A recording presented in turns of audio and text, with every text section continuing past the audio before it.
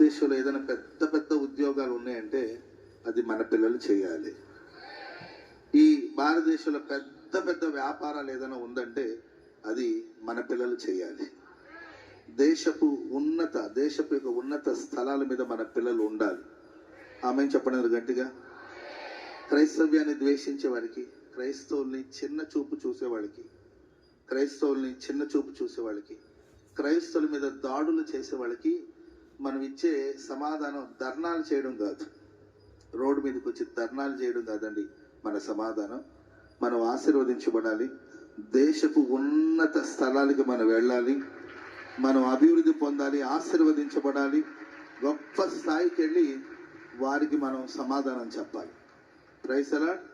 మనల్ని ద్వేషించేవారు, మనల్ని తిరస్కరించేవాళ్ళు, మనల్ని చిన్న చూపు చూసే వాళ్ళందరూ కూడా మన ప్రగతి, మన అభివృద్ధి, మన ఆశీర్వాదం, సమాధానం చెప్పాలి. Praise the lord. కాబట్టి